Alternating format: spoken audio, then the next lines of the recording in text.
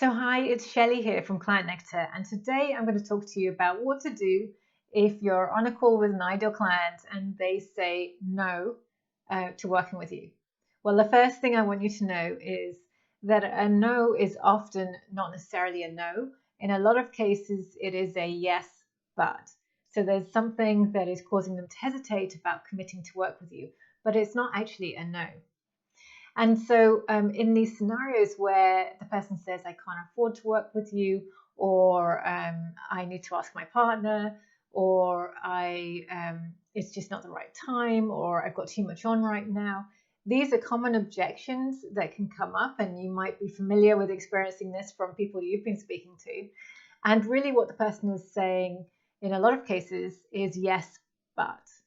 So, your first step, if you encounter a prospect saying to you, I can't afford it, or any of these kind of objections, is to say to them, so I just want to check with you, if money wasn't any object, or if time wasn't a factor, would you want to go ahead and work with me?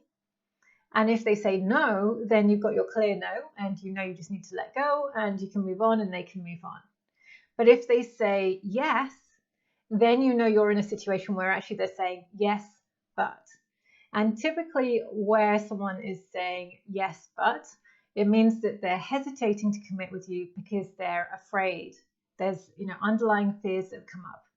Now, the important thing for you to understand is that this fear that the person is experiencing is what's been holding them stuck, keeping them stuck up until now, and what's been stopping them from actually achieving the goals that they have, for their life, their business, their health, their relationship, whatever it is that you're helping them with.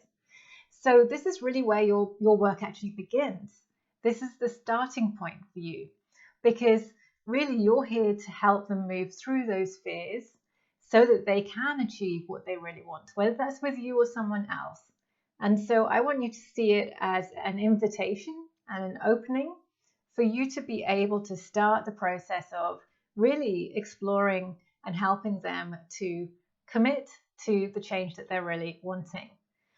So what can you do when they've said, yes, I would want to work with you, but your next step is to say, well, okay, so how about we explore this a little bit more and find out a bit more about, what's going on that's making you feel that you can't afford to work with me, or what's going on that's making you feel that this isn't the right time for us to work together, so that we can see if there's a way that we can move forward and you can still achieve your goals of X, Y, and Z.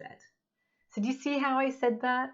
It's basically about getting their agreement that we're going to now explore what's keeping them stuck. We're going to explore that fear. We're going to explore that but, and you're going to see if there's a way that you can move them across the line to a place where they can achieve the goals that they want and at the same time commit to working with you. So then you're into the stage where they'll say yes, that sounds great. And then you can actually say, so tell me more about. And so whatever the objection is that they're bringing, just ask them more about it. And of course, that's your stage then where you can find out, okay, what is really going on? What are they really, what is it that's really behind them hesitating about moving forwards with you? And that's where you can actually move them from a no into a yes. And that's a yes for all of you. It's a yes to them saying yes to their dreams, and it's a yes to them saying yes to working with you to help them achieve their dreams. Okay, so the final thing is, if you're coming up against the person's fear and it's very resistant and it's really holding them back, then what you can do is to ask them the question, how will it feel a year from now if you're still experiencing, and you can remind them of the pain points that they're currently going through, that they've told you that they're going through, if you're still experiencing X, Y, and Z, how would that be for you? So you can get them to get a sense of that. Alternatively, you can say to them,